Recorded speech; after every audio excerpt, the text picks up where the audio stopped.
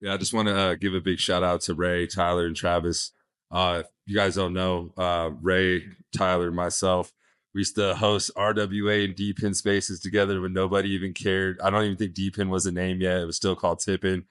So to see how far Ray and Tyler, have brought this to this magnificent event with so much value. It's an honor to be here with you, bro. It's been a year, been a long year, but it's been a very successful year. So love you too, Tyler. Absolutely. Feeling is mutual. So super stoked to kick off. Scott, Aaron, thank you guys so much for joining us here today at the inaugural RWA day, the first of many to come. So just to jump right in, how would you guys describe your respective roles and how you guys are working towards bridging the physical and digital worlds in the world of DePIN? Aaron, let's start out with you and then we'll roll over to Scott.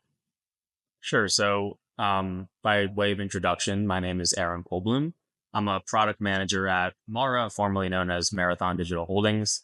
If you saw that most recent demo, I'm also on the Enduro team that's spearheading, Bitcoin sidechains to scale the overall use cases of Bitcoin. And of course, one of those major use cases is real world asset tokenization. We initiated the pilot on our platform a launch. So super excited about that. Product manager on that team overseeing the developers, making sure that the user experience is as streamlined as possible. And we're super excited to bring this first product, the tokenized whiskey barrels, to market. Yeah, my name's Scott. I'm the growth lead at Peaq Network. If you're unfamiliar with Peaq, Peaq is a layer one for DePIN. We take all kinds of devices, vehicles, real world assets, and then turn them into dynamic real world assets that you can earn from. So all the way from using your cell phone to measure noise pollution, to having farmers put soil sensors in the dirt, to projects like SkyX who take mini antennas and broadcast weather data from wherever you're from.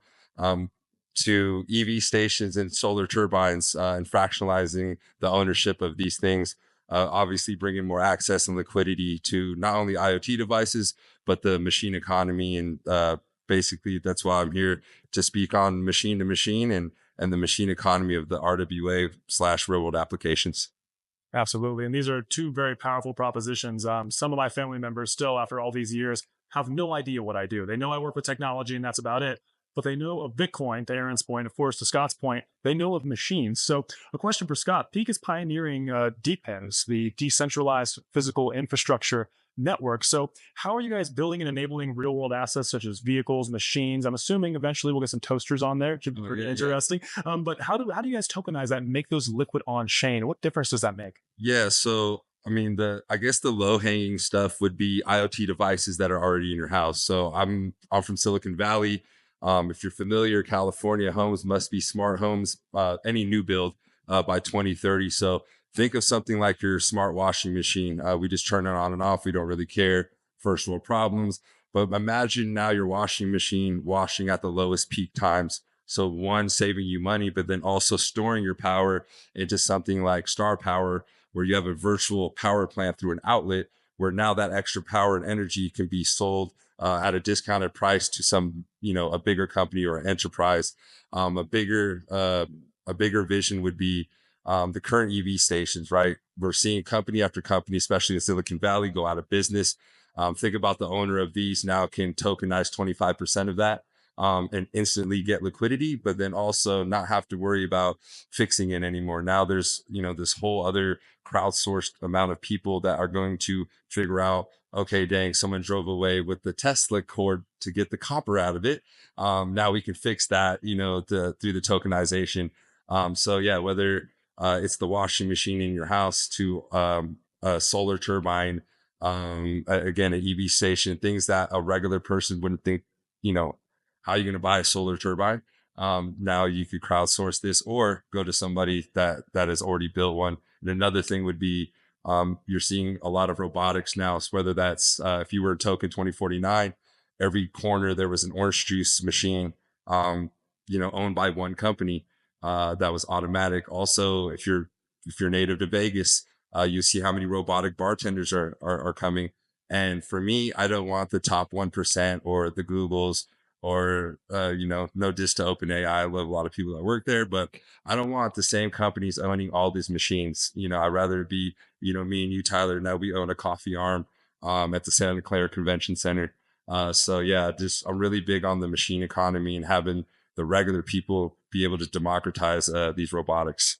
Absolutely. The democratization of ownership is a huge drawing point for DePIN specifically, being able to take a slice of the pie where otherwise we have OpenAI using multiple nuclear centers for its energy consumption. But democratization definitely is at the heart of, I know what Enduro is doing with Bitcoin specifically. So I'm curious, Aaron, with the tokenization of whiskey on Bitcoin and other ledgers, how do you see the tokenization of real world assets opening up new possibilities? And what are some of the challenges that you see the industry is currently facing for the tokenization of these assets?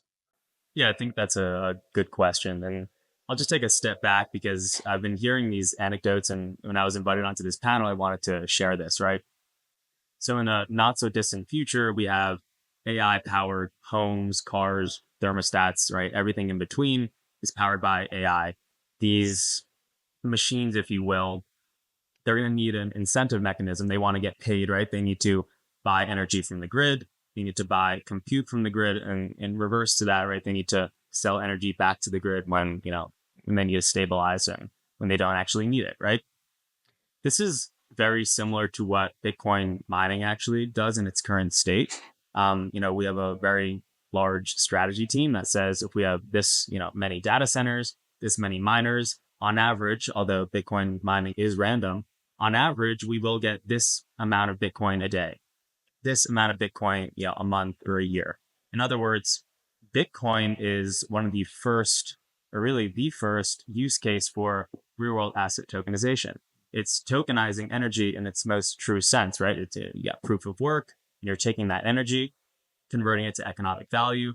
In this case, the economic value is Bitcoin. Now, I think in the future, and again, this is just sort of a thesis that I've been thinking about because I was invited to this panel.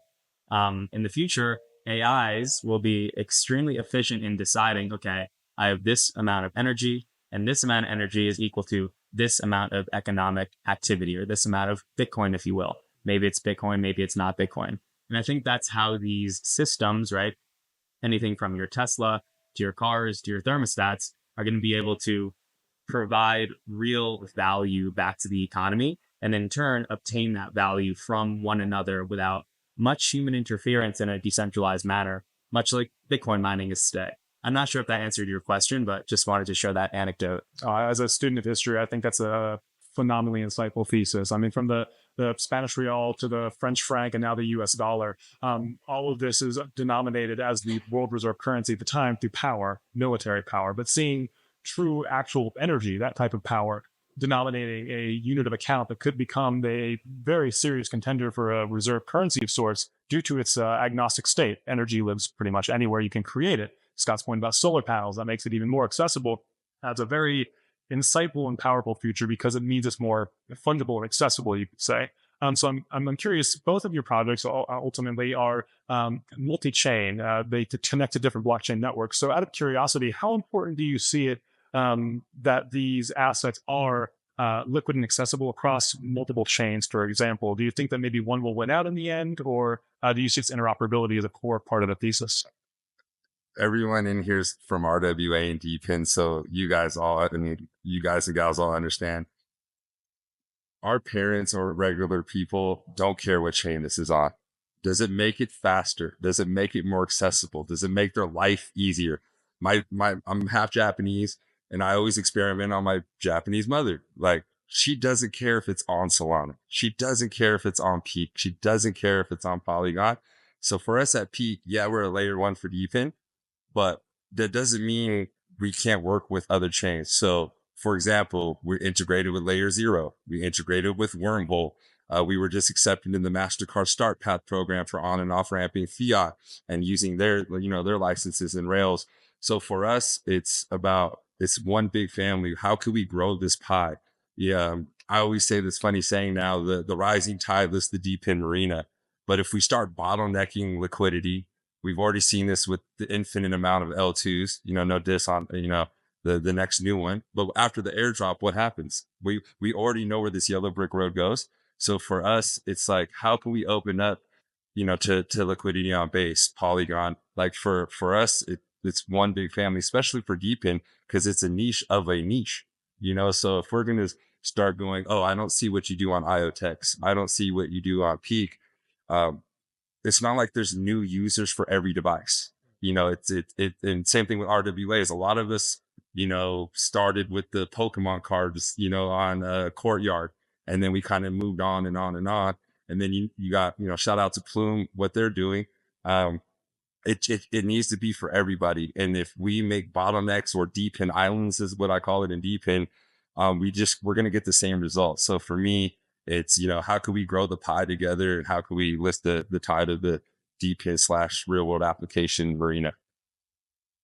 I think Scott made a really good point there. The crypto industry tends to, be a little insulated. We know one another, and we want, in an ideal state, Solana to be connected to Bitcoin, to be connected to Plume, or everything in between, so that everyone in the crypto world, and even those private chains that these financial institutions are bringing into play, they can all be connected, right, and accessible in a very productive way. And I think there are some great players out there. I'm sure a lot of us in this room have good relationships with those players, like Scott named some, Axelar, Layer Zero, right, Wormhole.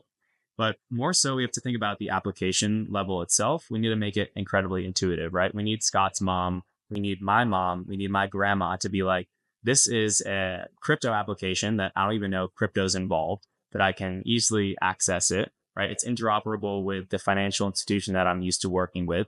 And I can obtain the assets that I'm used to dealing with on this quote unquote blockchain. But again, that can sort of be extracted away. So interoperability is incredibly important. But we also need to think outside the box. How are we going to access those who aren't, already integrated onto the blockchain side of things? And I think user experience is a way to look at that. Absolutely. User experiences is crucial. And another component to consider is the incentivization of motivating individuals to take action. It needs to be enticing enough for them to do so. So, for example, Scott, your example of a washing machine, if the cost savings aren't great enough, then it may not necessarily inspire action. It may just foment inaction, and then that opportunity is missed. So how do we ensure that the incentives are sticky enough and strong enough to bring these users into the DePIN fold and start utilizing this technology? How do you see us aligning these incentives and ensuring that they are strong enough to bring in the next, let's say, billion plus users who say, hey, I'm not just saving 35 cents a month on my washing machine bill, but I'm earning something that is tangible and makes a salient difference? Right. Yeah, I think there's also a simple answer to that question. You need to make the applications as accessible as possible. You can't make things too complicated. You can't make things too expensive, and you can't make them take too long of a time, right? Everyone in this room, and I'm sure most of the people in this country, are familiar with Venmo. It's very easy. Most people in this country don't realize how it works. On the back end, you're sending money from point A to point B, of course, only within America. And it's incredibly easy to do that, and you don't really care what happens on the back end. That in and of itself, that streamlined user experience is an incentive, right? It's incredibly easy. You feel good about it, right? You go onto Amazon, you click one button, and it's already on the way to your house. That's an incentive, right? That's a great, experience that I think can be reflected into the real world asset space. And again, extract away those complexities that is so abundant in the blockchain space right now. Aaron, I love that answer. So yeah, for us, like Silencio, we'll use Silencio for example. So when you hear DePIN, you always hear, the physical infrastructure part. And some people, even in cryptos, in Web3, our own friends, right? Some people don't want to go buy a $400 miner or a $200 antenna or whatever it is. So for me, I always, I try to not only explain it without using wallet, integrate, swap, the words that we all know. But I always try to bring up something like Silencio, where it's in the Apple store, right? Like I'm not telling them it's DePIN. I go, yo, you want to measure noise pollution and be rewarded for that contribution? And people are like, wait, what? Yeah, download this app. It's called Silencio. It uses the microphone in your phone to use the Uber Hex maps to measure noise pollution. And then the question always after that is like, who cares about, that data? Well, if you look up noise pollution, it's about to hit $1 billion data set. And things like Zillow.com, Rent.com, things that we use every day have, the sound mapping, but it's coming from a weather antenna, a police station. And these are miles apart as opposed to Ray measuring in here, and Ryan measuring from right there. I saw on the Silencio map, someone mapped the White House inside of the White House. And Nadix is another one. So not everybody wants to, shout out to Hive Mapper, but there's costs involved. It's a $500 device, even though it's an easy concept geo mapping from your car. Some people are like $500. I bought a helium miner in 2017, and they still hold that old example. So like something like Nadix, again, it's in the Apple store. That's like what Aaron said. That's an incentive. I literally just put it in the window of my car, and now with the AI camera from my phone, I'm mapping obstacles, spatial mapping, and everything. Where I didn't explain Web3 once, and a very, Ray, we've talked about this many moons on your show. Web3 is a tech stack. I know to degens and Twitter content creators, they don't want to hear that. But it's a mullet. Like, keep the business up front and all that tech and crazy stuff. We got to keep it in the back because, again, Aaron's mom doesn't care. My mom doesn't care. We just got to hide the wires, in my opinion, and stop making Web3, the tech stack of it, the front facing part, because it doesn't need to be. Absolutely. You both raised such great points there. It really just comes down to three words where you see that inflection point of adoption. Oh, it's just easier. That's the solution. And realistically, going to someone trying to sell them on a TCP-based messaging stack that allows them to peer-to-peer connect is interesting, but sir, this is a Wendy's. You're going to have to break it down a little easier. Ultimately, it's an email. It's easier than sending a physical postcard, and it gets there faster. Oh, it's just easier. So ultimately, I think you both raised such salient points there where we're making it accessible and making it easy for folks and not having to explain this typical tech stack is really how we translate that next jump from Web 2, as we talked about XTC, to Web 2.5 and then beyond. And finally, we have Web 3 proper, where everyone is using this and they don't even know it because they don't have to understand the nuance of the technology. So with that in mind, what do you see as the biggest obstacles, whether it is the complication or the psychology or the incentives? What would you say if you had to pin one down as the biggest hurdle that we have to overcome in the industry to kind of translate this to the next wave of adoption? USA, I'm looking at you. It's called the regulatory framework. And yeah, everyone understands in here. We all fight in the same battle, whether you're on the financial side of RWAs or you're building these physical networks. And I'm going to give props where props are due. You see Indonesia, their new president who takes over this month literally says, I am bullish on RWA and DePIN at the World Economic Forum, talking about putting 35 million farmers with sensors in their commodities, all on the chain. You got Thailand cooking, you got Mexico cooking. And what I don't, shout out to Cody from Digital Chamber. And Ray, hopefully I see you on the Hill, because what better guy to represent RWAs? It's going to take all of us. It's going to take Jens from Plume. It's going to take Ryan from Moonbeam. We saw what BitBoy did. Didn't really work out for him on the Hill. It needs to be the people who are actually building in the space. So for me, what keeps me up at night is the regulatory framework. As I'm from Silicon Valley, I would, I think it's going to take for us to go to the Hill and tell DC, if we keep on this path, everything moves to Singapore, everything moves to Mexico, everything moves to Indonesia, everything moves to Thailand. We can go on and on because these countries get it. Because in underdeveloped countries, some of this has been needed, and they don't need to worry about, they're looking at the problem being solved as opposed to, oh, how can I middleman this, So that's what keeps me up at night. And then also making sure, we don't have a 2017 helium situation where, oh, a token don't go up, I'm going to turn my devices off. So for me at Peaq, I look for what's going to be the bear market breaker, whether it's agriculture, whether it's supply chain, like what just happened with the ILA. And we could go on and on. So for me, those are the two biggest hurdles I see on the DePIN side. Yeah, I think the big answer to that question is education. And yeah, I share that sentiment. Shout out to the Digital Chamber. I was actually on the Hill a couple of weeks ago with them, talking to members of Congress about Bitcoin mining, about RWA, DePIN, decentralized finance use cases, and how that can benefit the average American. Of course, this is what you need to, the narrative you need to say when you're on the Hill, but really can benefit everyone in the entire world. It's educating those legislators, members of Congress, senators, and everyone in between. And it's also educating those existing financial institutions about the real benefits here, right? especially the regulators, they're very busy people. They're not going to go out and do their own research. They need to be educated in a way that makes a lot of sense to them so that they can go out and tell their voters, this is how I'm going to benefit your life. Vote for me because I'm pro DeFi. And for them to actually know what that means, I think is incredibly profound. And I definitely share that opinion clearly with Scott here. But again, making those efficiencies as incredibly clear as possible to those legislators, to those financial institutions, to say, here's a product that's intuitive, that's going to help your clients, that's going to help your voters. Let's go out and talk about it, and we can talk about the benefits and see what conclusions we draw. Absolutely. You both raised such salient points. I mean, for the United States to lose its comparative advantage in technological innovation would be absolutely just game ending, essentially. As you mentioned, Scott, going to other jurisdictions that are more nimble. Singapore's Project Guardian is a perfect example of this, attracting major institutions from around the world that are innovating at lightning speed. We definitely need to have, in my humble opinion, something that I share with you both, our own kind of Project Guardian initiative. And late is better than never. So hopefully late is sooner than soon.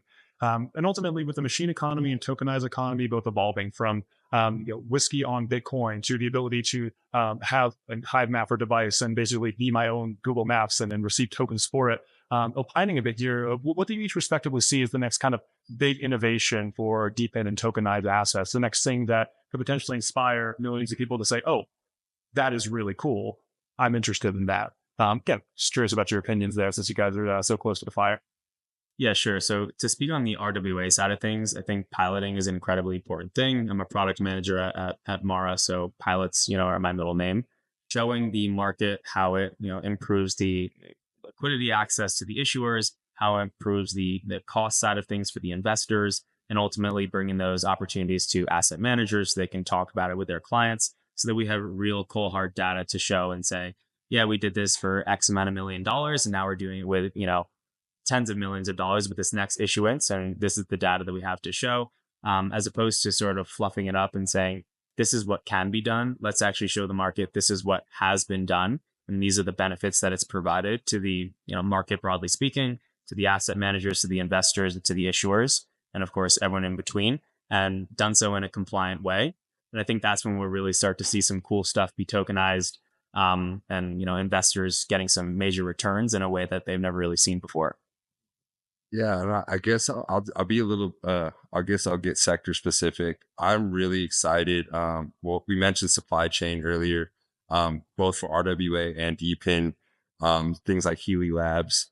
But I'm really excited about aviation and space, just because they're just two legacy, things that really, where do you start, right? So something like Wingbits, you could take a Raspberry Pi, go on Amazon, buy ABS antenna, and now you're broadcasting radar tower from your home. And when you have that kind of data set that's clean in aviation, there's these two companies called Raytheon and Lockheed Martin that have already bought flight data from anyone who has flight radar and is a nerd like me that likes to look at planes. They spent over $200 million on that dirty data set. So imagine what Wingbits or, a company like that's going to get when their data set is ready. And then how is that going to affect the token holders?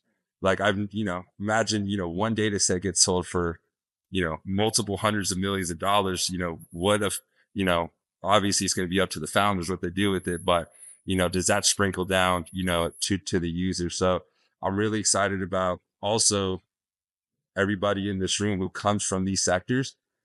In the NFT, if you were around in the NFT days, 2017, a lot of stuff was hopes and dreams. But with RWA DePIN, you guys are all the people from these sectors that know what's wrong. There's too many middlemen. Things aren't accessible. There's no liquidity that could be unlocked. So it's up to us. And the new founders that we're seeing within RWA and DePIN actually get it.